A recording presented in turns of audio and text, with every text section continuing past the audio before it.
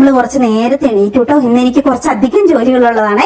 നമ്മൾ രാവിലെ എണീറ്റ് കഴിയുമ്പോൾ ഒരു കാഴ്ച ഞാൻ കാണിച്ചു തരാം കേട്ടോ. ചായയൊക്കെ കുടിച്ച് വശം കുറിച്ചൊക്കെ പോയി ഞാനൊരു വീഡിയോ കുറച്ച് എഡിറ്റ് ചെയ്യാൻ ഓർത്ത് ഒരു ഗ്ലാസ് വെള്ളമായിട്ട് കുറച്ച് നേരം എഡിറ്റ് ചെയ്തു. പിന്നെ ഞാൻ മുറ്റത്തോടെ കുറച്ച് മഞ്ഞ് ഒതുങ്ങിയപ്പോൾ ഒന്ന് നടന്നു. രാവിലെ എന്റെ കൊച്ചിതാ വാന നിരീക്ഷണം കേട്ടോ. ഞാൻ രണ്ടുപേരും കുറച്ചേരം ഈ ജനലീക്കടെ നോക്കി ഇങ്ങനെ നിൽക്കും കേട്ടോ. ഓക്സിജനേറ്റ് ഇട്ടിട്ടുണ്ട് അവിടെ, അതുകൊണ്ട് എയർ സർക്കുലേഷൻ വേണ്ടി ഞാനത് തുറന്നിടും. അപ്പൊ ഞാൻ രാവിലെ കാണുന്ന കാഴ്ച ഞാൻ കാണിച്ചു തരാവേ. ഇത് കണ്ടോ, നിറയെ കാറ്റ്സ് ക്ലോയും റംഗൂൺ ക്രീപ്പറും ഫാഷൻ ഫ്ലോറ എന്ന് പറയുന്ന ചെടിയും കയറി കിടക്കുവാണ് ഇതിന്റെ മുകളിലേക്ക്. ആകാശം കാണാം, ആ കൂടെ തന്നെ നിറയെ പൂക്കൾ കേട്ടോ. ഇങ്ങോട്ട് നോക്കിയാലും നല്ലൊരു സുഗന്ധമാണ്. ജനലീക്കടെ രാവിലെ തന്നെ വരുന്നത്. എന്ത് രസമാണ് ഈ കാഴ്ച, ഒരു രക്ഷയില്ല കേട്ടോ. എത്ര നേരം വേണേലും നമുക്ക് നോക്കി നിൽക്കാൻ തോന്നും കേട്ടോ. എത്ര രസമാണ്. അതാണ് ഞാൻ പറയുന്നത്, കുറച്ച് കാറ്റ്സ്ക്ലോയും ഫാഷൻ ഫ്ലോറയും റംഗൂൺ ക്രീപ്പറൊക്കെ മേടിച്ച് നടു. നല്ല നല്ല ക്രീപ്പർ പ്ലാന്റുകൾ നമ്മൾ സെയിലുണ്ട്, നടു എന്ന് ഞാൻ പറയുന്നത് കേട്ടോ. എന്ത് രസമാണെന്ന് നോക്കിക്കേ. മിലോ എങ്ങനെ ഇതിനെ പിടിക്കാമെന്ന് നോക്കിയിരിക്കും നോക്കി. പക്ഷെ ഇത് മിലോയ്ക്ക് അറിയില്ല ഇത് പറഞ്ഞു തന്നെ എന്റെ കണ്ണിന്റെ കൊത്തുന്നു. നമുക്ക് പാക്കിങ് തുടങ്ങാം, എഡിറ്റിംഗ് പിന്നെ ചെയ്യാം. നമുക്ക് സാധനമൊക്കെ പാക്ക് ചെയ്ത് വെക്കാം. 3 ദിവസത്തേനൊക്കെ ഒന്നിച്ചാ മില്ലറ്റ് ദോശയ്ക്ക് അരച്ചു വെക്കൂട്ടോ. അതാകുമ്പോ എളുപ്പമാണല്ലോ. എന്നിട്ട് കുറച്ച് നല്ല വയനാടൻ ഗീയൊക്കെ തൂകി അങ്ങനെ ഉണ്ടാക്കി കഴിഞ്ഞിട്ടുണ്ടെങ്കിൽ കറി ഇല്ലെങ്കിൽ പോലും ടേസ്റ്റ് ആണ് കേട്ടോ. അങ്ങനെ കഴിക്കാം. ഇത് ഇന്നലത്തെ ചിക്കൻ കറി ഉണ്ട്, അപ്പം അതൊക്കെ കഴിക്കാൻ വേണ്ടി ടുട്ടുകുഞ്ഞിനെ ഞാൻ രാവിലെ ഇവിടെ കൊണ്ടുവന്നിട്ട് കുറച്ച് ധാന്യങ്ങൾ എടുത്ത് ഇത് അതിന്റെ പാത്രമാണ്. ചിലപ്പോൾ കുറച്ച് ധാന്യങ്ങൾ അല്ലെങ്കിൽ ഒരു ആപ്പിളിന്റെ കഷ്ണമൊക്കെ കൊടുക്കുവാണെങ്കിൽ അങ്ങനെ അത് കൊത്തി തിന്ന് എൻജോയ് ചെയ്ത് നമ്മൾ ജോലി ചെയ്യണയൊക്കെ നോക്കി അങ്ങനെ സമാധാനത്തോടെ ഇരുന്നോളൂ കേട്ടോ. ഹായ് കൂട്ടുകാരെ, എല്ലാവരും സുഖമായിട്ടിരിക്കുന്നു, സന്തോഷമായിട്ടിരിക്കുന്നു എന്ന് കരുതുന്നു. ഇന്നത്തെ നമ്മുടെ വീഡിയോ എന്ന് പറയുന്നത്, ഞാനൊരു 3-4 ദിവസം മുമ്പ് ഒരു വീഡിയോ ഇട്ടപ്പം അതിൽ ഞാൻ നീളമുള്ള മൈക്രോ ഫൈബറിന്റെ ഒരു 100 പീസ് നമുക്ക് വന്ന് കിട്ടിയിട്ടുണ്ട്. നമ്മളെല്ലാവരും അത് വെയിറ്റ് ചെയ്ത് നോക്കിയിരിക്കുമായിരുന്നു. സ്മോൾ ചവിട്ടി എപ്പോഴും ഉണ്ട് കേട്ടോ. മൈക്രോ ഫൈബറിന്റെ എപ്പോഴും നമുക്ക് അവൈലബിൾ ആണ്. പക്ഷെ ഇതുപോലെ ലെന്ത് ഉള്ളത് വളരെ റയർ ആയിട്ടേ വരുള്ളൂ. ഇതിനു മുമ്പ് നമുക്കൊരു 250 എണ്ണം വന്ന് കിട്ടി, അത് കഴിഞ്ഞായിരുന്നു. പിന്നെ ഒരു 100 എണ്ണം കൂടി വന്ന് കിട്ടിയിട്ടുണ്ടായിരുന്നു കേട്ടോ. അപ്പൊ ഞാനത് വീഡിയോ ഇട്ടപ്പോ തന്നെ ആ ദിവസം തന്നെ അതിന്റെ ഫുൾ ഓർഡർ വന്നു എന്ന് പറയാം കേട്ടോ. അപ്പൊ അതിന്റെ ഫൈനൽ പാക്കിംഗ് ആണ് ഇന്ന് കേട്ടോ. ഇന്നത്തെയും കൊണ്ട് അത് കഴിഞ്ഞു. ഇനിയിപ്പോ എനിക്ക് പിന്നെ പ്രീ ബുക്കിംഗ് ഞാൻ എടുക്കുന്നില്ല, കാരണം അത് എപ്പോഴാ വന്ന് കിട്ടുക എന്ന് പറയാൻ പറ്റത്തില്ല. സ്മോൾ എപ്പോഴും അവൈലബിൾ ആ. ബിഗ് ഞാൻ എന്തായാലും ഓർഡർ കൊടുത്തിട്ടുണ്ട്. അങ്ങനെ അത് അത്രയും നല്ല സാധനമാണ്. നമുക്ക് കിച്ചണിലൊക്കെ ഇടാനും പിന്നെ കയറി വരുന്നിടത്ത് കോറിഡോറിലൊക്കെ ഇടാനൊക്കെ അടിപൊളി സാധനമാണ്. വെള്ളം ഫുൾ അബ്സോർവ് ആകും. പിന്നെ അത് വാഷ് ചെയ്തെടുക്കാൻ ഭയങ്കര എളുപ്പമാണ്. ഞാൻ നമ്മുടെ വാഷിംഗ് മെഷീൻ തന്നെ ഇട്ട് അലക്കി എടുക്കാറുണ്ട്. അല്ല പുറത്തുനിന്നാണെങ്കിൽ നമുക്ക് ജസ്റ്റ് ഒരു ബ്രഷ് കൊണ്ട് ക്ലീൻ ആക്കി എടുക്കാവുന്നതേ ഉള്ളൂ. നന്നായിട്ട് വെള്ളം അബ്സോർവ് ചെയ്യും, കാണാനും നല്ല ഭംഗിയാ, ഹാൻഡിൽ ചെയ്യാനും നല്ലതാ. അതൊട്ട് നശിച്ചു പോകത്തില്ല ഒരു 10 കൊല്ലം കഴിഞ്ഞാൽ. അങ്ങനെയാണ് അത്. നല്ല ഗ്രിപ്പും ഉണ്ട്. അതൊക്കെയാണ് അതിന്റെ പ്രത്യേകതകൾ. മൈക്രോ ഫൈബർ ആണ്, വെള്ളം ഫുൾ അബ്സോർവ് ആകും. അങ്ങനെ എന്നാൽ താഴെ വശം ഫ്ലോർ നനയത്തില്ല. അതുകൊണ്ടാണ് ഇതെല്ലാവരും മേടിക്കുന്നത്. അങ്ങനെ അപ്പോ ഇന്ന് ഇതിന്റെ ഫൈനൽ പാക്കിങ് ഇന്ന് ഞാൻ അയക്കുന്നില്ല, കാരണം ഇന്നത് പാക്ക് ചെയ്യാൻ തന്നെ ഒത്തിരി സമയം എടുക്കും. ഞാൻ കാണിച്ചു തരാം. ഓരോരുത്തർ 10 എണ്ണം ഒക്കെ ഓർഡർ വന്നേക്കണം. അങ്ങനെ അപ്പൊ അതെല്ലാം പാക്ക് ചെയ്തിട്ട് ഇന്ന് ഇവിടെ വെക്കും. പിന്നെ നാളെ നമുക്ക് ബാക്കി കുറച്ച് സാധനം കൂടി രാവിലെ എനിക്ക് പാക്ക് ചെയ്യാനുണ്ട്.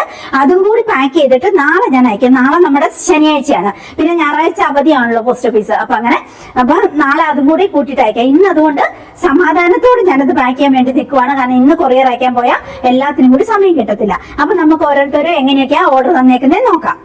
ആദ്യത്തെ നമ്മുടെ കസ്റ്റമർ എന്ന് പറയുന്നത് വിജി സണ്ണി, ബാംഗ്ലൂരിൽ നിന്ന് കേട്ടോ. എപ്പോഴും എന്നോട് സാധനങ്ങൾ മേടിക്കുന്നതാണ്. പുള്ളിക്കാരി ഓർഡർ വന്നിരിക്കുന്നത് 10 എണ്ണം നീളമുള്ളതും 5 എണ്ണം നീളം കുറഞ്ഞതും പിന്നെ നമ്മുടെ ആശാലി അരിയും കരിച്ചീരുക 2 പാക്കറ്റും പിന്നെ റെഡ് ലിപ്പാമ് 2 എണ്ണവും. അങ്ങനെ ഇത്ര സാധനമാണ് ഓർഡർ വന്നേക്കണം. അപ്പൊ ഇത് നമുക്കൊന്ന് സമാധാനത്തോടെ വൃത്തിയായിട്ടൊന്ന് പാക്ക് ചെയ്യാം. 10 എണ്ണം ഡിഫറെന്റ് കളർ എടുക്കണം എന്നാണ് വിജി സണ്ണി പറഞ്ഞിരിക്കുന്നത്. പക്ഷെ 9 തന്നെ എനിക്ക് അങ്ങനെ പറ്റുള്ളൂ. ഒരെണ്ണം സെയിം തന്നെ എടുക്കാനുള്ളൂ. കാരണം എല്ലാം ഓൾറെഡി ഓർഡർ വന്നേക്കുന്നതാണ്. അതുകൊണ്ട് എല്ലാം തീർന്നു. ഇത് ഫൈനൽ പാക്കിംഗ് ആണ് നമ്മുടെ 100 എണ്ണം വന്നേല്. അപ്പൊ ഞാനിത് കാണിച്ചു തരാം. അവർക്ക് ഞാൻ എടുത്തേക്കുന്നത് 10 എണ്ണം ഏതൊക്കെയാന്നുള്ളത് കാണിച്ചു തരാം. ചെറിയ മൈക്രോ ഫൈബർ പിന്നെ നിങ്ങൾക്ക് അറിയാലോ, ഈ ഒരു വലിപ്പമുള്ളത് അത് ഓക്കെ. അത് 5 എണ്ണ ചോദിച്ചേക്കുന്നത്. അത് നല്ല കളർഫുൾ ആയിട്ടുള്ള ഇത് ഇഷ്ടംപോലെ എന്റെ അടുത്ത് ഉണ്ട് കേട്ടോ, അവൈലബിൾ ആണ്. അത് ഓക്കെ. പക്ഷെ ഈ നീളമുള്ളതാണ് വന്ന് കിട്ടാൻ ഭയങ്കര പാട്. അപ്പൊ ഇത് 5 എണ്ണം അതോടെ ഇരിക്കട്ടെ. ഇത് കണ്ട, ഇതാണ് ആദ്യത്തെ ഒരു കളർ എടുത്തേക്കണം. ഇത്രയും ലെന്ത് ഉണ്ട്. അതാണ് ഇതിന്റെ ഒരു പ്രത്യേകത. നല്ല അടിപൊളിയായിട്ട് നമുക്ക് പിന്നെ കിച്ചണിലൊക്കെ ഇടുകയും ചെയ്യാം. അങ്ങനെയാണ്. രണ്ടാമത്തെ ഞാൻ എടുത്തേക്കുന്ന ഇത് ഓക്കെ. മൂന്നാമത് എടുത്തേക്കണം ഇത് ഒത്തിരി പേര് ചോദിച്ചു കേട്ടോ. പക്ഷെ ഇവർക്ക് കിട്ടി, വേറെ 2-3 പേർക്ക് കിട്ടി. ബാക്കിയുള്ളതെല്ലാം ഇന്നത്തേന്, ബാക്കിയുള്ളതെല്ലാം ഓൾറെഡി പിന്നെ പാക്ക് ചെയ്ത് അയച്ചായിരുന്നു കേട്ടോ. അപ്പൊ ഇത് ചോദിച്ചു വരുന്നവർക്ക് ഇതൊന്നല്ല, എല്ലാം തീർന്നു. അപ്പൊ ഇത് പിന്നെ പിന്നെ ഞാൻ എടുത്തേക്കുന്ന ഇത് ഡിഫറെന്റ് ആയിട്ട് തന്നെയാണ്, എല്ലാം ഒരെണ്ണം മാത്രം സെയിം ആണ്, കാരണം വേറെ ഇല്ല, സെലക്ഷൻ ഇല്ല. പിന്നെ ഇതാന്ന് തോന്നുന്നു ഒരെണ്ണം കൂടി എക്സ്ട്രാ വന്നേക്കുന്നേ. പിന്നെതാ ഇത്, അടുത്ത ഇത്, ഈ കളറ് എല്ലാം ഞാൻ ഡാർക്ക് കളർ തന്നെയാട്ടോ സെലക്ട് ചെയ്തേക്കണേ, കാരണം ചെളിയൊന്നും പിടിച്ച പെട്ടെന്ന് അറിയാതിരിക്കാൻ ആ ഒരു രീതിക്ക്. പക്ഷെ വളരെ ഈസി ആയിട്ട് ഇത് ഹാൻഡിൽ ചെയ്യാം, കഴുകിയെടുക്കാൻ പറ്റും, അങ്ങനെയാണ്. അപ്പൊ ഈ 10 എണ്ണം നമുക്ക് പിന്നെ ഇങ്ങനെ ചുരുട്ടിയാണ് ഞാൻ എപ്പോഴും ബാക്ക് ചെയ്തിട്ട് അയക്കുന്നത്, അതാണ് കുറച്ചും കൂടി ഈസി. ഇതേപോലത്തെ സാധനം ക്ലിങ് ഫിലിം അങ്ങനെ കണ്ടല്ലേ ഇതിനെ പറയണേ, നമ്മൾ എയർപോർട്ടിലൊക്കെ നമ്മുടെ ലഗേജ് ഒക്കെ ചുറ്റുന്ന ആ സാധനം തോന്നും, അതേപോലത്തെ ഇവിടെ എപ്പോഴും ഞാൻ മേടിച്ചു വെച്ചേക്കും. അപ്പൊ ഇങ്ങനത്തെ കാർപ്പറ്റ് ഒക്കെ ഞാൻ അയക്കുമ്പോൾ ഇതേപോലെ ചുറ്റിയിട്ട് പിന്നെ നമുക്ക് കാർട്ടൂണിലേക്ക് ഇട്ടണം, അങ്ങനെയാണ് സേഫ് ആയിട്ട് ഞാൻ ഇപ്പോഴും അയക്കുന്നത്. അപ്പൊ മടങ്ങും തിരിയൊന്നുമില്ല, ആ രീതിക്ക് നമുക്ക് അയക്കാം. അപ്പൊ 10 അല്ല 15 എണ്ണം ടോട്ടലുണ്ട്. ഇതെല്ലാം ഇങ്ങനെ ചുറ്റി എടുക്കട്ടെ കേട്ടോ. ആദ്യം ഒത്തിരി പേര് വാട്സപ്പിൽ എന്നോട് പറയും കേട്ടോ, ചേച്ചി എല്ലാ ദിവസവും എന്തെങ്കിലും സബ്ജക്ട് ചേച്ചിന്റെ ജീവിതാനുഭവങ്ങളും കാര്യങ്ങളും ഒക്കെ ഇങ്ങനെ സംസാരിക്കണേന്ന്, സംസാരം കേൾക്കാൻ ഇഷ്ടമാണ്, അങ്ങനത്തെ ചേച്ചിന്റെ അനുഭവങ്ങളും കാര്യങ്ങളും അങ്ങനെയൊക്കെ പറയണേന്നുള്ളത്. അനുഭവങ്ങളും കാര്യങ്ങളും പറയാനുണ്ടെങ്കിൽ അതേ ഉള്ളൂ, ഒന്നും പറയണ്ട. എന്തോ ഒരു അനുഭവങ്ങളാ, ജീവിതാനുഭവങ്ങളാ. ഈ ഒരു ഇത്രയും ഏജിന്റെ ഇടയ്ക്ക് ഒരു 3 ജന്മം ജനിച്ച് ജീവിച്ച് മരിച്ച് വീണ്ടും ജനിച്ച പോലെ അത്രയും അനുഭവങ്ങളായി. എന്നിട്ട് എല്ലാം പിടിച്ചു നിൽക്കുന്നുണ്ടെന്നുള്ളതാണ് നമ്മുടെ കഴിവല്ലേ. അങ്ങനെ പിടിച്ചു നിൽക്കുന്ന കാര്യം പറയുമ്പോൾ നമ്മൾ സെൽഫ് റെസ്പെക്റ്റിനെ കുറിച്ച് പറയാതിരിക്കാൻ വയ്യ അല്ലെ. ചില ആളുകൾ നിങ്ങൾ വല്ലാതെ വെറുക്കും. അത് ചിലപ്പോൾ ഭർത്താവാം, ഭർത്താവിന്റെ പെങ്ങളാവാം, ചിലപ്പോൾ ഭർത്താവും പെങ്ങളും പെങ്ങളുടെ ഭർത്താവും ഒക്കെ ആവാം, അല്ലെങ്കിൽ അമ്മായിയമ്മയാകാം. എന്നിരുന്നാലും അതിൽ ഒരാൾക്ക് പോലും കൈ ഉയർത്തി വിരൽ നിങ്ങളുടെ നേരെ ചൂണ്ടി നിങ്ങളുടെ മുന്നിൽ വന്ന് നിന്ന് ശബ്ദമുയർത്തി നിങ്ങളോട് കയർത്ത് സംസാരിക്കാൻ കഴിയുന്നില്ല എങ്കിൽ അതും വേറെ ഒരു ലെവലിൽ റെസ്പെക്ട് തന്നെയാണല്ലേ. നിങ്ങളുടെ ഭാഗത്താണ് ശരിയെന്നും നിങ്ങളാണ് ശരിയെന്നും ഉത്തമ ബോധ്യമുള്ളപ്പോൾ ഒന്നും ചെയ്യാൻ പറ്റാത്തവരുടെ അസൂയയും അമർഷവും കുശുമ്പും കൂടി അങ്ങനെ എല്ലാം കൂടി കലർന്ന ദയനീയ പരാജയത്തിന്റെ മുകളിൽ കിട്ടുന്ന റെസ്പെക്ട്, അത്തരം ഇൻഡയറക്റ്റ് റെസ്പെക്ട് ഒക്കെ നമ്മൾ നന്നായി എൻജോയ് ചെയ്യണം അല്ലെ. ഞാനൊക്കെ അങ്ങനെയാണ് എന്റെ ജീവിതത്തിൽ. അങ്ങനെയൊക്കെ പറയുമ്പോൾ വേറെ ഒരു കാര്യം എനിക്ക് ഓർമ്മ വരുന്നത് എന്താണെന്നറിയോ, അസൂയനെ കുറിച്ചാണേ. എനിക്ക് പേഴ്സണലി അറിയാവുന്ന ഒരു സ്ത്രീ ഉണ്ട് കേട്ടോ, എന്റെ ഒപ്പം തന്നെ വിദേശത്ത് പോയതാണ്. അപ്പൊ ഏകദേശം ഒരു 25 ഞാൻ തന്നെ 16 വർഷം അവിടെ നിന്നിട്ടുണ്ട്. ഇപ്പൊ ഞാൻ തിരിച്ചു പോന്നിട്ട് ഞാൻ 10 വർഷം, അപ്പൊ 26 വർഷത്തോളമായിട്ട് വിദേശത്ത് ജോലി ചെയ്യുന്ന ഒരു സ്ത്രീയാണ്. പക്ഷെ ഒന്നും സമ്പാദിക്കാനൊന്നും പറ്റിയിട്ടില്ല കേട്ടോ, കാരണം ഭയങ്കര ഒരു തരം കമ്മ്യൂണൽ നാർസിസ്റ്റ് ആണ് ആ സ്ത്രീയും, ആ സ്ത്രീയുടെ ഭർത്താവും ഒക്കെ അങ്ങനെ തന്നെയാണ്. അപ്പൊ ഇങ്ങനെ പുറമോടിക്ക് വേണ്ടിയിട്ട് എല്ലാരെയും കാട്ടിക്കൂട്ടാൻ വേണ്ടിയിട്ട് ഒത്തിരി ചെലവഴിക്കും, പിന്നെ ചെയ്യുന്ന എല്ലാ അബദ്ധം അങ്ങനെയാണ്. നമ്മൾ ഒത്തിരി മറ്റുള്ളവരെ ദ്രോഹിക്കും, അസൂയപ്പെടുകയോ അങ്ങനെയൊക്കെ ചെയ്തു കഴിഞ്ഞിട്ടുണ്ടെങ്കിൽ നമുക്ക് ഈ കർമ്മദോഷം എന്ന് പറയുന്നത് നമുക്കിപ്പോ പണിഷ്മെന്റ് ആയിട്ട് തന്നെ കിട്ടണമെന്നില്ല. നമ്മൾ ചെയ്യുന്ന പ്രവൃത്തികളൊന്നും വിജയത്തെ കൊള്ളാതെ അല്ലെങ്കിൽ ചെയ്യുന്ന കാര്യങ്ങളെല്ലാം പൊട്ടത്തരമായിട്ടുണ്ടെങ്കിൽ അതും കർമ്മദോഷം തന്നെയാണ്. അപ്പം ഈ സ്ത്രീയും ഹസ്ബൻഡും ഒക്കെ ആ ഒരു ഗണത്തിൽപ്പെട്ടതാണ്. എന്ത് ചെയ്താലും ഗുണം പിടിക്കാത്ത ചിലവർന്ന് കേട്ടിട്ടില്ലേ, അങ്ങനെ മനസ്സിൽ ഭയങ്കര അസൂയയും കുശുമ്പും കുന്നായ്മയും എല്ലാം നിറഞ്ഞ ഒരു ഇത്. പക്ഷെ പുറമെ ഭയങ്കര ഭക്തിയും പ്രാർത്ഥനയും ഭയങ്കര ഷോഫും എല്ലാരെയും സഹായിക്കുന്നു എന്നുള്ള കാണിക്കലും, അങ്ങനെ കമ്മ്യൂണൽ നാർസിസ്റ്റുകളുടെ ഒന്നാമത്തെ ലക്ഷണമാണ് അതൊക്കെ. അപ്പൊ അങ്ങനെ ഒരു സ്ത്രീയും ഹസ്ബൻഡും ഒക്കെയാണ് കേട്ടോ. എന്നിട്ട് ഈ സ്ത്രീക്ക് കടുത്ത അസൂയാണ് എന്നോട്. അപ്പം എന്ത് ചെയ്യുന്ന വെച്ചാല് അവസാനം ഈ സ്ത്രീ വിദേശത്തൊക്കെ ആണ് അവർ താമസിക്കുന്നെങ്കിൽ അവർക്ക് നാട്ടില് വീട് വേണം. അപ്പൊ നമ്മളിങ്ങനെ വീഡിയോസും ഒക്കെ കണ്ടിന്യൂസ് ആയിട്ട് ചെയ്യുമ്പോൾ നമ്മൾ വീടും കാര്യങ്ങളും ഒക്കെ കാണിക്കുന്നുണ്ടതോടെ ഈ സ്ത്രീക്ക് ഭയങ്കര അസൂയായിട്ട് ഈ സ്ത്രീ ബ്രോക്കർമാരെ വിളിച്ച് പിന്നെ പറഞ്ഞു, ഓക്കെ ബിന്ദുവിന്റെ വീടിന്റെ അത്രയും തന്നെയുള്ള വീടും അതുപോലെ തന്നെ ഇതൊക്കെ പിന്നെ എന്താ പറയാ ജെനുവിൻ സോഴ്സിൽ നിന്ന് ഞാൻ അറിഞ്ഞതാണ് കേട്ടോ. ബിന്ദുവിന്റെ വീടിന്റെ അത്രയും തന്നെയുള്ള വീട് തന്നെ വേണം, അവളുടെ വീട് എത്ര സെന്റ് സ്ഥലത്താണ് നിൽക്കുന്നത് അത്രയും ഉള്ള സെന്റ് സ്ഥലവും എനിക്ക് വേണമെന്ന് പറഞ്ഞു. അങ്ങനെ അപ്പം ഇത്രയും വർഷം അവിടെ നിന്നിട്ടും മുഴുവൻ കടത്തി മുങ്ങി നിൽക്കുന്ന ആ സ്ത്രീയാന്ന് ഓർക്കണം. പിന്നെ കുറച്ച് സംഭവങ്ങളും സാധനങ്ങളൊക്കെ മേടിച്ചിട്ടുണ്ട്, പക്ഷെ അതെല്ലാം കടം അങ്ങനെ ലോൺ അടച്ചുകൊണ്ടിരിക്കുകയാണ് വിദേശത്തും നാട്ടിലും ഒക്കെ ആയിട്ട്. അതിന്റെ പുറത്ത് അസൂയ കയറിയിട്ട് അവർക്ക് നമ്മളെ തൊപ്പിക്കണം. അതിനു വേണ്ടിയിട്ട് നമ്മളെവിടെ കിടക്കുന്നു അവരെവിടെ കിടക്കുന്നു, നമ്മളും അവരുമായിട്ട് ഡയറക്റ്റ് ഒരു കോണ്ടാക്റ്റും ഉള്ളവരല്ല ആ രീതിക്ക്. അപ്പൊ എന്നിട്ട് നമ്മളോട് അസൂയ കയറിയിട്ട് അവര് ബ്രോക്കർമാരോട് പറഞ്ഞു, ബിന്ദുവിന്റെ വീട് എത്രയാണോ അതുപോലെ അതേ രീതിക്ക് തന്നെ വേണമെന്ന്. അപ്പൊ നമ്മുടെ വീട് ഇവിടെ ഏകദേശം 1/2 ഏക്കർ സ്ഥലത്താണ് ഈ വീട് മുറ്റം തന്നെ നിൽക്കുന്നത്. അപ്പൊ ഏകദേശം അപ്പൊ അങ്ങനെ പിന്നെ ഇതൊരു ടൗൺ ആയിരിക്കും, ഒരു സെന്റർ ആയതുകൊണ്ട് ഇവിടെ അത്യാവശ്യം നല്ല റേറ്റ് ഉണ്ട് കേട്ടോ നമ്മുടെ സ്ഥലത്തിനൊക്കെ, സെന്റിനൊക്കെ തന്നെ. അങ്ങനെ അപ്പൊ അവരെന്ത് ചെയ്തെന്നറിയോ, 250 ലക്ഷം രൂപ ലോൺ എടുത്തു 2 വർഷം കൊണ്ട്. അപ്പൊ എന്നിട്ട് പറഞ്ഞു ബിന്ദുവിന്റെ വീട് എന്തോരം ഉണ്ടോ അത്രയും തന്നെയുള്ള വീട് വേണമെന്ന്. അങ്ങനെ എന്നിട്ട് എന്തായി, അതിൽ ഏറ്റവും വലിയ ട്രാജഡി എന്ന് പറഞ്ഞാൽ ബ്രോക്കർമാര് അവരെ പച്ചയ്ക്ക് പറ്റിച്ചു. എന്നിട്ടൊരു 50 ലക്ഷം 60 ലക്ഷം രൂപേന്റെ ഒരു വീട് 90 ലക്ഷം രൂപയ്ക്ക് ആണെന്നും പറഞ്ഞ് അങ്ങനെ പറ്റിച്ചു, ബാക്കി സ്ഥലവും. അങ്ങനെ ഈ സ്ത്രീ ഹസ്ബൻഡും കൂടി കടുത്ത അസൂയ കാരണം എന്നോട്, എന്തിനാന്ന് എനിക്കറിയത്തില്ല, ഞാനൊരു ഭാവി എങ്ങനെയൊക്കെയോ ജീവിച്ചു പോകുന്നു. അങ്ങനെയുള്ള നമ്മൾ ഒരു കാര്യത്തിനും അവരോട് ഡയറക്റ്റ് ഒരു ഇതിനും പോകുന്നില്ല, പക്ഷെ എന്നിട്ടും അസൂയ. അതൊക്കെയാണ് അവർക്ക് ചില സമയത്ത് നമുക്ക് ഓർക്കുമ്പോൾ പറഞ്ഞു ചിരിക്കാനുള്ള സബ്ജക്റ്റുകളാണ്. എന്നിട്ട് ഈ സ്ത്രീയും ഹസ്ബൻഡും കൂടി 250 ലക്ഷം രൂപ ലോൺ എടുത്തു വിദേശത്തു നിന്നും, നാട്ടിൽ നോക്കിയായിട്ട്. എന്നിട്ട് 90 ലക്ഷം രൂപയോളം അവർക്ക് ഇപ്പൊ ലോൺ അടയ്ക്കണം. മീൻസ് പലിശയായിട്ട് ബാങ്കിലേക്ക് തന്നെ അടയ്ക്കണം. ഇത് മൊത്തം അടച്ചു തരുമ്പോ മുതലും അടയ്ക്കണം, കൂടാതെ 90 ലക്ഷം രൂപ പലിശ അടയ്ക്കണം. എന്തൊരു വട്ടാലേ, ഒരാളോടുള്ള അസൂയ മൂത്തിട്ട് ഇത്രയൊക്കെ. എന്നിട്ട് അവർക്ക് ഒരിക്കലും ഇവിടെ വന്ന് താമസിക്കാനോ അതിനൊന്നും പറ്റത്തില്ല. അവര് താമസിക്കുന്നതും ഇത് മുഴുവൻ ജോലി ചെയ്ത് തീർക്കണ്ടേ. അപ്പൊ എന്റെ പ്രായം തന്നെ ഉണ്ട് അവർക്ക്. ഇനി എത്ര നാള് ജോലി ചെയ്താലാണ് ഇത് മുഴുവൻ തീർക്കാൻ പറ്റുക? 250 ലക്ഷം രൂപയും 90 ലക്ഷം രൂപ ബാക്കിയുള്ളത് പലിശ അടയ്ക്കണം. അപ്പൊ ഇത്രയും രൂപയ്ക്ക് ഇപ്പൊ നമ്മൾ ശരിക്കും പറഞ്ഞാൽ ഈ ഒരു ഏജൊക്കെ ആകുമ്പോഴത്തേക്കും നമ്മൾ ശരിക്കും പറഞ്ഞിട്ടുണ്ടെങ്കിൽ കാല് നീട്ടിയൊക്കെ ഇരുന്ന് TV ഒക്കെ കണ്ടിരിക്കേണ്ട സമയമായി തുടങ്ങിയിട്ടുണ്ട്, റെസ്റ്റ് എടുക്കേണ്ട സമയമായി.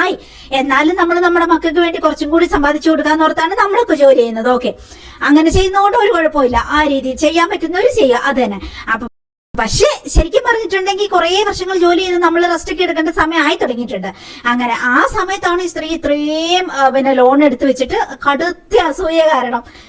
ഇതൊക്കെ കേട്ടിട്ട് നമ്മൾ ചിരിച്ചിരിച്ച് മടുത്തു പോയിട്ടോ. എന്തിനാണ് ഇങ്ങനെ എന്താ പറയാ, ഒരാവശ്യമില്ലാതെ ഇങ്ങനെ അസൂയ കുശുമ്പോ ഇതെല്ലാം നമ്മുടെ ജീവിതം തന്നെ നരകത്തിലാക്കും. അപ്പൊ ഈ സമാധാനത്തോടെ ആ സ്ത്രീക്ക് മരണം വരെ ജോലി ചെയ്ത് കടം വീട്ടിക്കൊണ്ടിരിക്കണം.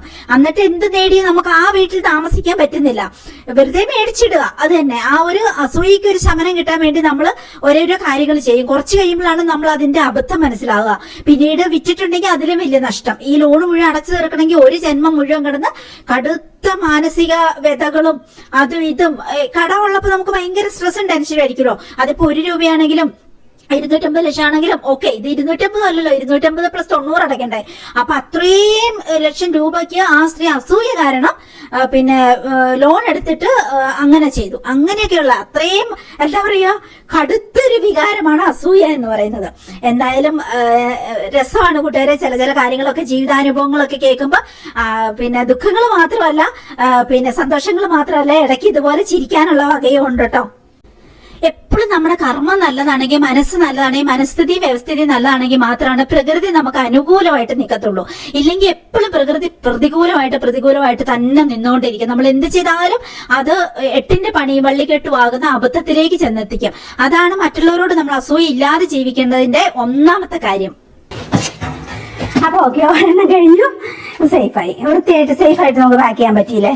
പണ്ട് നമ്മള് ദിലീപിന്റെ സിനിമയെ പറയും പോലെ കുമ്പിള് കുത്താൻ പഠിച്ചത് ഉപകാരമായി, ഇപ്പൊ ഇതെല്ലാം വാരിക്കൊണ്ട് പോകാൻ പറ്റിയെന്ന് പറഞ്ഞാൽ പെണ്ണ് കാണാൻ പോകുമ്പോ പറയുന്ന സീൻ പോലെ നമ്മൾ കുറെ നാള് ജോലി സ്ഥലത്തേക്ക് പോകാൻ വേണ്ടി പാക്ക് ചെയ്ത് അതൊരു എക്സ്പീരിയൻസ്. പിന്നെ ഞാൻ ഓപ്പറേഷൻ തിയേറ്ററിൽ വർക്ക് ചെയ്യുന്നതുകൊണ്ട് അവിടെ നമുക്ക് ഒത്തിരി സാധനങ്ങൾ നമ്മൾ ഓട്ടോക്ലേവ് ചെയ്തിട്ട് അതെല്ലാം ഇങ്ങനെ പാക്ക് ചെയ്ത് നമ്മൾ വെക്കേണ്ടത്. ഓപ്പറേഷൻ ഒരേ സെറ്റുകൾ, ഓരോരോ ഓപ്പറേഷൻ ഉള്ളത് വേറെ സെറ്റുകൾ. അപ്പൊ അതെല്ലാം ഇങ്ങനെ പാക്ക് ചെയ്ത് അങ്ങനെ അതെല്ലാം നമ്മളും കൂടി ചെയ്യേണ്ടി വരും. അപ്പൊ അങ്ങനെയൊക്കെ കുറെ എക്സ്പീരിയൻസ് ഉണ്ട്. പാക്കിങ് നല്ല എക്സ്പീരിയൻസ്, അത് ഉപകാരമായി. എന്തായാലും ഒരെണ്ണം സേഫ് ആയിട്ട് പാക്ക് ചെയ്തു. ഇനി നമുക്ക് അടുത്തടുത്ത് ഓരോരുത്തരുടെ എത്ര വീച്ചുണ്ട് അതെല്ലാം പാക്ക് ചെയ്യാം. അപ്പൊ ഞാൻ ഈ കളറും ഈ കളറുമാണ് എടുത്തേക്കുന്നത്. ഇത് രണ്ടും കൂടി പാക്ക് ചെയ്യാം. അപ്പൊ കൂട്ടുകാരെ, പ്രായം 40-ന് മുമ്പ് നമ്മൾ സ്ത്രീകൾ അറിഞ്ഞു വെക്കേണ്ട ചില കാര്യങ്ങളെ കുറിച്ച് ഞാൻ നിങ്ങൾക്ക് പറഞ്ഞുതരാം. മെഡിക്കൽ ഫീൽഡിൽ നിന്നുള്ള കാര്യങ്ങളാട്ടോ. എസ്പെഷ്യലി നമ്മുടെ യോനി ഭാഗത്തിന് വരുന്ന ചേഞ്ചസ്, ബ്ലാഡറിന് വരുന്ന ചേഞ്ചസ്, അതൊക്കെ നമ്മൾ മനസ്സിലാക്കി വെക്കണം, മറ്റുള്ളവർക്ക് പറഞ്ഞു കൊടുക്കാം നിങ്ങൾക്ക് കേട്ടോ. ഇത് ശരിക്കും പറഞ്ഞ ഒരു മെനോപോസ് ടൈം ലൈൻ എന്ന് തന്നെ പറയാം. അപ്പൊ നിങ്ങൾക്ക് ഉപകാരമാകും, നോക്കിക്കോളൂ. അതായത് നമുക്കൊരു 35 മുതൽ ഒരു 40 വയസ്സിനുള്ളിൽ ഹോർമോൺ മാറ്റങ്ങൾ കണ്ടു തുടങ്ങും കേട്ടോ.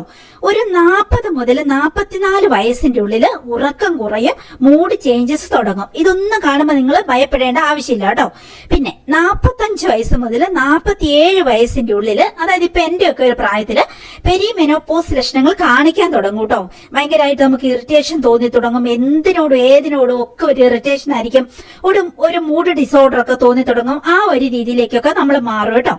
ഇനി 47 മുതൽ ഒരു 49 വയസ്സിന്റെ ഉള്ളില് മെൻസസ് സൈക്കിൾ ഇറഗുലർ ആകും കേട്ടോ. ചില മാസങ്ങളിൽ ഉണ്ടാകില്ല, ചില മാസങ്ങളിൽ ഡേറ്റ് നേരത്തെ ആകും, ചിലപ്പോൾ വൈകിയാകാം. എന്നെയൊക്കെ സംബന്ധിച്ച് അങ്ങനെയൊക്കെ വന്നു തുടങ്ങി കേട്ടോ. ഇനി 50 മുതൽ 51 വയസ്സിൽ ഭയങ്കരമായ മൂഡ് ഡിസോർഡർ ആയിരിക്കും കേട്ടോ. മൂഡ് സിങ്സ് ഉണ്ടാവും, അതിന്റെ ഏറ്റവും ഉയർന്ന നിലയിൽ കാണിക്കും കേട്ടോ ചില സമയത്ത് ഭയങ്കര. അപ്പൊ നമ്മുടെ മൈക്രോ ഫൈബറിലെ 100ാമത്തെ ഫൈനൽ മാറ്റാണ് ഇനി നമ്മൾ പാക്ക് ചെയ്യാൻ പോണേ. ആ കസ്റ്റമർ ആവശ്യപ്പെട്ടിരിക്കുന്ന ഒരു ഫേസ് വാഷ് പൗഡറും അതുപോലെ ഈ ഒരു മാറ്റും കൂടിയാണ്, അതും കൂടി നമുക്ക് പാക്ക് ചെയ്യാം. അപ്പൊ ഇനി ഇപ്പം ഞാനിത് വന്നു കഴിയുമ്പോൾ അടുത്ത വീഡിയോ ഇടാം, അടുത്ത കളക്ഷൻ വന്നു കഴിയുമ്പോൾ. അപ്പം അല്ലാതെ നമുക്ക് ഒത്തിരി പ്രൊഡക്റ്റുകളുണ്ട്, അതെല്ലാം മേടിച്ചോളൂ. തൽക്കാലം ഇത് തീർന്നു കേട്ടോ. അപ്പൊ ഇത് ഫൈനലി പാക്ക് ചെയ്യട്ടെ. ഇത് പാക്ക് ചെയ്ത് കഴിഞ്ഞിട്ട് നമുക്ക് അല്ലാത്ത കുറച്ച് പ്രൊഡക്റ്റുകളും കൂടി ഇന്ന് പാക്ക് ചെയ്ത് വെക്കാനുണ്ട്. എന്നിട്ട് വേണം നാളെ രാവിലെ ബാക്കിയുള്ളതും കൂടി പാക്ക് ചെയ്തിട്ട് എനിക്ക് നാളെ കൊറിയറിൽ കൊണ്ടുപോകാം. നാളെ ശനിയാഴ്ച ആയതുകൊണ്ട് പിന്നെ ഒരു ദിവസം അവധിയല്ലേ, അപ്പൊ അതുകൊണ്ട് നമുക്ക് നാളെ മാക്സിമം വിടണം. അതുകൊണ്ടാണ് ഞാൻ ഇന്ന് പാക്ക് ചെയ്തിട്ട് ഇങ്ങനെ വെക്കുന്നത്. ഇതെല്ലാം കൂടി നാളെ പാക്ക് ചെയ്യാൻ നിന്നിട്ടുണ്ടെങ്കിൽ നമുക്ക് നേരത്തെ 12 മണിക്ക് മുമ്പ് കൊണ്ടുപോകാൻ പറ്റത്തില്ല. അതുകൊണ്ട് അപ്പൊ ഇന്ന് മാക്സിമം പാക്ക് ചെയ്ത് വെക്കാം, ബാക്കി കുറച്ച് നാളെ രാവിലെയും കൂടി പാക്ക് ചെയ്യാം. മൂഡ് ഡിസോർഡർ എന്ന് പറയുമ്പോൾ ചില സമയത്ത് ഭയങ്കര സങ്കടമായിരിക്കും, ചില സമയത്ത് ഭയങ്കര ഇറിറ്റേഷൻ ആയിരിക്കും, ആകെ മൊത്തം ഒരു ശരിയല്ല എന്ന് തോന്നുന്ന ഒരു അങ്ങനത്തെ ഒരു സ്റ്റേജ് ആയിരിക്കും കേട്ടോ ഈ ഒരു സമയത്ത്. അപ്പൊ ഇത്രയും കാർട്ടൂണുകളാണ് നമ്മളിപ്പോ പാക്ക് ചെയ്തേക്കണേ ഫൈനലി. അപ്പൊ അത് കഴിഞ്ഞു. ഇനിയിപ്പോ ഞാൻ ഇതെല്ലാം അശ്വിനെയും കൂടി കൂട്ടിയിട്ട് ചാക്കുകളിലേക്ക് മാറ്റിയിട്ട് പിന്നെ ടേബിളിലേക്ക് നമുക്ക് അടുത്തത് പാക്ക് ചെയ്യാനുള്ള സാധനങ്ങൾ കൊണ്ടുവെക്കാം. എന്നിട്ട് പഴയതുപോലെ തന്നെ നമുക്ക് വേഗം വേഗം പാക്ക് ചെയ്യാം. അതായിരിക്കും നല്ലത്, കാരണം ഇത് ഇവിടെ ഇരുന്ന സ്പേസ് ഒത്തിരി കുറഞ്ഞു പോകും. അപ്പൊ ഇത് വേഗം ചാക്കിലേക്ക്.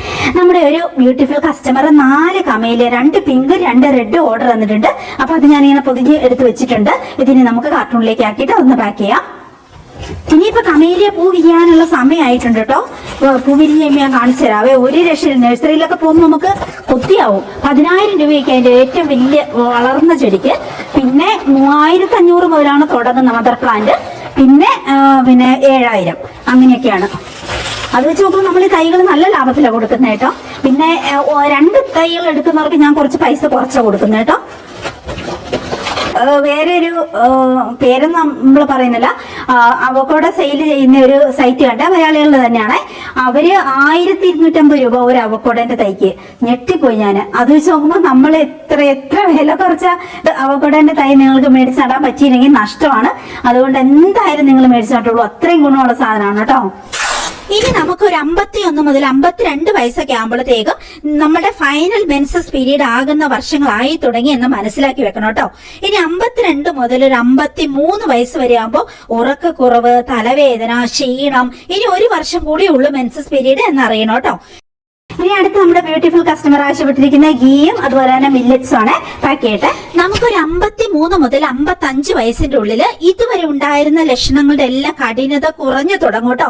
അപ്പൊ നമുക്ക് ഒരു സമാധാനമാകും. ഓക്കെ, അത്രയും ബുദ്ധിമുട്ടിയാണ്. അതായത് മൂഡ് സിങ്സ് കുറയും, ഉത്കണ്ഠ, ദേഷ്യം, ഇറിറ്റേഷൻ അതൊക്കെ ഒന്ന് കുറഞ്ഞു തുടങ്ങും കേട്ടോ. അടുത്ത കസ്റ്റമർ ആവശ്യപ്പെട്ടിരിക്കുന്ന ബ്യൂട്ടി മസാജ് ഓയിലും അതുപോലെ തന്നെ ബോഡി മോയ്സ്ചർ. 55 57 വയസ്സിന്റെ ഉള്ളിൽ നമുക്ക് മെൻസസ് നിൽക്കും. പിന്നെ ഹാർട്ടിന്റെ റിസ്ക് കൂടും. ഹാർട്ട് അറ്റാക്ക് സാധ്യത മുന്നിൽ കണ്ട് ആക്റ്റീവ് ആയിരിക്കാൻ നമ്മൾ ശ്രമിക്കേണ്ട ഏറ്റവും പ്രധാനപ്പെട്ട പ്രായമാണ് 55 മുതൽ 57 വയസ്സ് വരെ കേട്ടോ.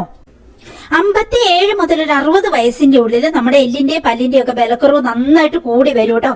അതൊരു 40 വയസ്സ് മുതൽ തുടങ്ങുവേ. അപ്പൊ നമ്മൾ മുൻകരുതലായിട്ട് കാൽസ്യം, അയൺ ഒക്കെ കിട്ടുന്ന ഫുഡ് കഴിക്കണം, എക്സസൈസ് നിർബന്ധമാക്കണം, നടത്തം ശീലമാക്കണം. എന്തോരം നടക്കാവോ അത്രയും നല്ലത്.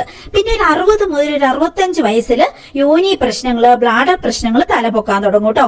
ഇടയ്ക്കിടയ്ക്ക് ഒരു ബ്ലീഡിങ് പോലെയൊക്കെ ഉണ്ടാവാം. മൂത്രാശയ രോഗങ്ങള്, ഇൻഫെക്ഷൻ ഒക്കെ പിടിക്കാം. തുമ്മുമ്പോൾ അറിയാതെ മൂത്രം പോവുക തുടങ്ങിയ പ്രശ്നങ്ങളൊക്കെ കരുതിയിരിക്കേണ്ട പ്രായമാണ് ഒരു 60 മുതൽ 65. ചിലവർക്ക് നേരത്തെ തുടങ്ങും കേട്ടോ. ഇങ്ങനെ ഒന്നിൽ കൂടുതൽ പ്രസവം അങ്ങനെയൊക്കെ, അല്ലെങ്കിൽ കുറച്ച് കോംപ്ലിക്കേറ്റഡ് ഡെലിവറി അങ്ങനെയൊക്കെ ഉള്ളവർക്കൊക്കെ ഈ പ്രശ്നങ്ങൾ കുറെയൊക്കെ നേരത്തെ തുടങ്ങുന്ന കാണാം കേട്ടോ.